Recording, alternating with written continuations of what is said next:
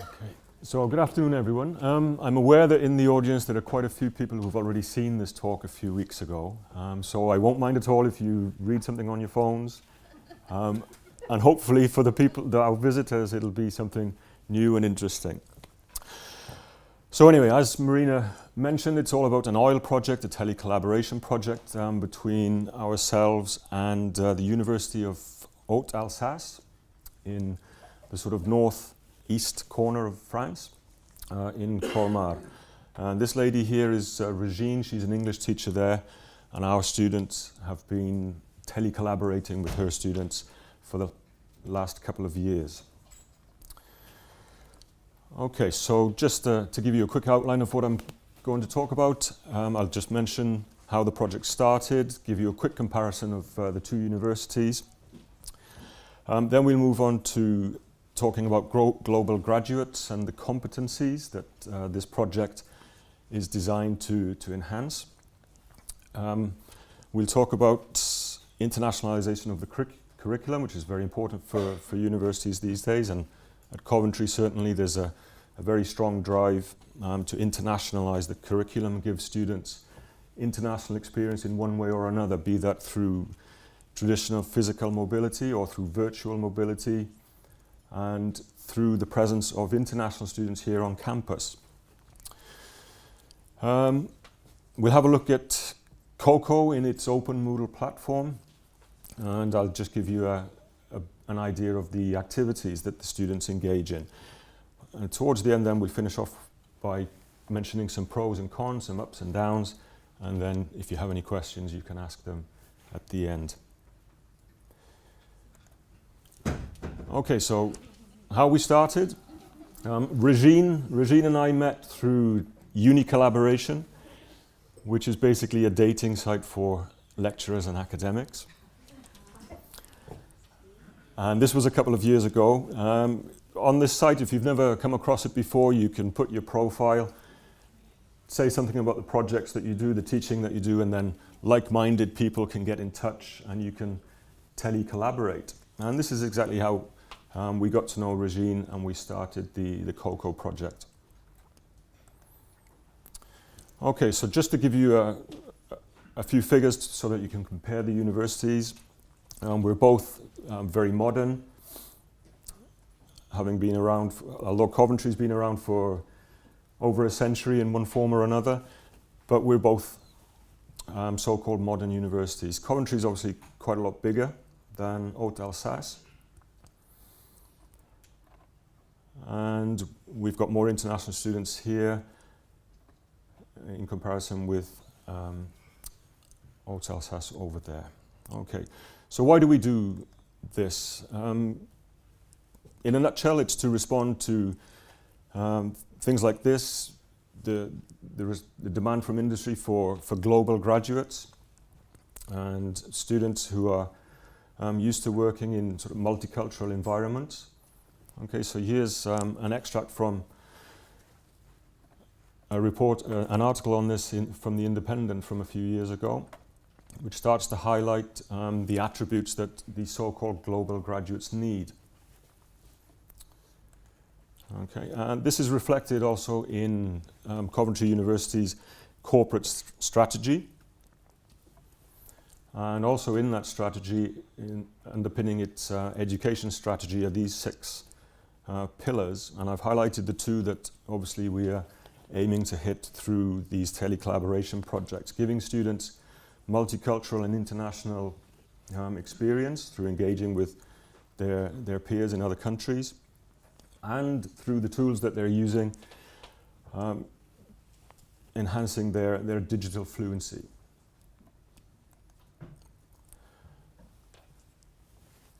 Okay, so this is all based on some research that the Association of Graduate Recruiters and the Council for Industry and Higher Education carried out a few years ago. Basically, they spoke to graduate employers and ask them what they want, what are they looking for in graduates, what do they want their graduates to be able to do. And they ranked these skills and competencies, and these are the top 4. And as you can imagine, through telecollaboration projects, students really have to exploit or develop skills such as these. Okay, obviously they have to work collaboratively with their peers here on the campus, but also with peers in the partner universities. It's all based on communication, so naturally they're developing communication skills. And these projects can throw up quite a lot of problems, and hopefully they'll develop some resilience through overcoming problems and finding solutions. Okay, and if you want to read a little bit more about that, it's all in this report by Diamond et al., which you can find online. Okay, supporting projects like this at Coventry, we have our own Centre for Global Engagement, which exists to basically do all of this, to support and to encourage students to engage in international experiences, either through physical mobility, but they also support these virtual mobility projects. They're involved in language learning as well. One of the schemes that CGE runs is called Linguae Mundi, whereby students are trained to teach their L1s so that they can then teach a little bit of that language to students who are going on physical mobility to whichever country it is. At Colmar, given Colmar's location, as you would expect, they work closely with partners in Switzerland and in Germany. So binational, trinational, very multilingual, as people in that part of the world tend to be. Okay, so moving on to CoCo itself, what it involves. Okay, these are screenshots from the homepage in the open Moodle site that we use. Okay, it evolved from a previous project called Mexico, which was a collaboration between us and some universities in Mexico, which started as a basic language exchange, but then it developed into a language and culture exchange. And other students then who weren't really interested in learning or practicing Spanish, just engaging with students in other universities, came on board. But of course, the students who participate in CoCo, they are the students who are studying French here, so naturally there is still quite an important element of language exchange in the CoCo part of the project. And these are the activities that they complete over about 6 or 8 weeks in semester 1 of our academic year, so that's from between October and December. Basically 4 activities. The first is an introductions video where they film themselves and post that video to their partners in France. And we encourage them to make comments and ask questions in response to the videos. Then we give them some discussion activities around stereotypes, just to get them thinking about elements of culture and so on. And we go further into culture and comparing cultures and people's attitudes through the Cultura questionnaires. Now, if you're not familiar with these, there is a suite of questionnaires designed by researchers at MIT at the beginning of this century, in fact. And basically, you have to respond to a set of word associations and questionnaires relating to how you interact in certain situations, and also sentence conclusions. For example, if a sentence starts, what makes a good student, and then you have to finish the sentence. And the idea is that people from different cultural backgrounds will complete the sentence in different ways. So we get them to do that, and then they swap responses and have a chat basically about what they've said. And at the end then, the 4th activity is interviews. We ask the students to get together in Skype or a similar tool and basically ask more questions based on what they've learned through the other activities. Okay, so just some pictures to illustrate that, here's one of the students from France in his introductions video. So they just introduce themselves, say what they're doing, give a bit of information about their university and so on, and then start a discussion in the discussion forum about that. Activity 2, we give them suggested topics linked to stereotypes that they can talk about and again. Okay, so in terms of internationalization of the curriculum, this project is embedded into a module that the first year students take in semester 1. It's a level 1 skills module where the students are just getting used to what's expected of them at university in terms of starting to write essays and referencing, how to give presentations and so on. So it was relatively easy to embed this project in that module. Okay, they are assessed for it. Half of the module credits depend on this project. As I said earlier, the students of French, they do CoCo. The students of Spanish do the Mexico version. And other students who are not studying Spanish or French, they've got other options through MOOCs and so on. So all of them do a digital project. For some it's CoCo, for some it's Mexico, and for other students it's a MOOC that they can choose relating to their disciplines. And then through all the information that they collect through those activities, they've got things to say in a presentation, and this is how they're assessed on that. They give a presentation on what they've learned through interacting with their peers in the partner university, and they have to write a reflection on the experience. Okay. To support them, there are lectures and vidcasts with all this guidance on intercultural awareness and intercultural communicative competence, because we want them to obviously learn from the experience and have successful interactions. They're not always successful, and I'll say a little bit more about that in a moment. And all the while they're developing relevant academic skills. Okay, and these points towards the end I think I've already covered. So let's go on. Some positives that have come out of the project over the years. Obviously there are opportunities for the students to practice their languages, and judging by the reflections that they've written, they do seem to have developed some cultural awareness. They've learned things about life in the other countries and the lives of the students they've interacted with. These are comments that the students made, so all quite positive.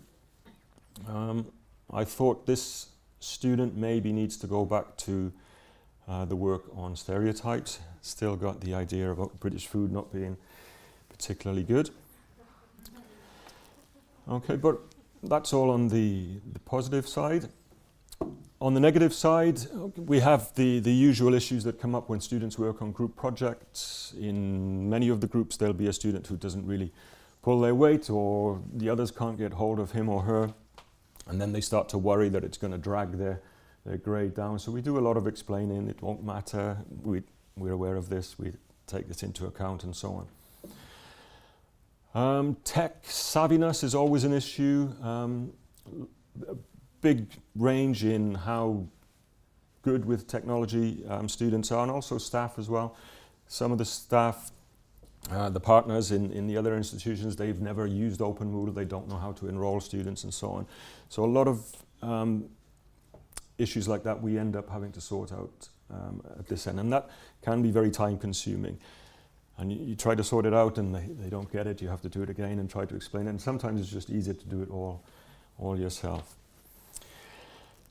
In terms of intercultural communicative competence, there have been misunderstandings between the students, sometimes relating to the level of formality or informality that's expected, and sometimes some students go into this with the expectation that as it's university work, everything has to be quite formal, and then they can be taken aback when some of their partners, wherever it is, both here and in France, have used language that is not particularly formal, and that's caused some issues.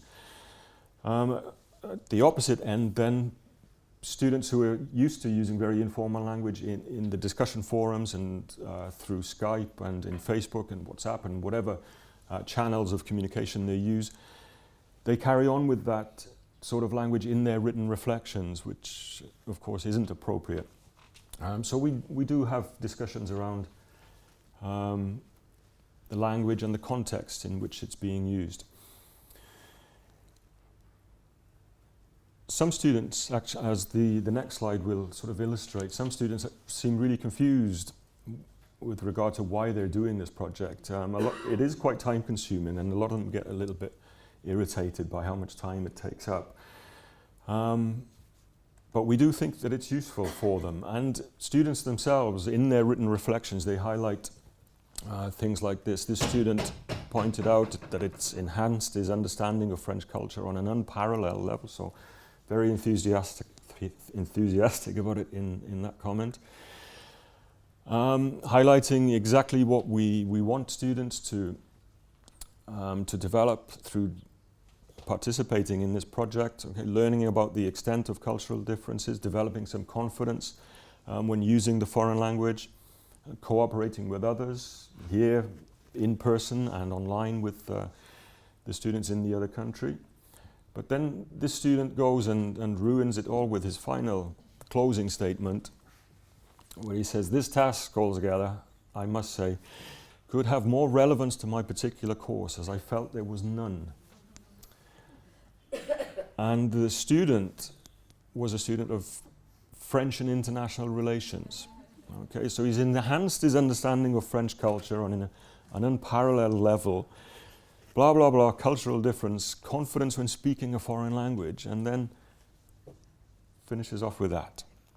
I found that one particularly frustrating, so I've kept it in the presentation there. So to finish off on some more positive notes, okay, this virtual mobility inspired the students to actually participate in some physical mobility, so they came to visit back in January. This was January last year. And the project itself was entered for the Guardian University Awards 2015-16 and won the runner-up prize in the distance learning category. Okay, and that's it. Thank you for listening, and if anyone's got any questions.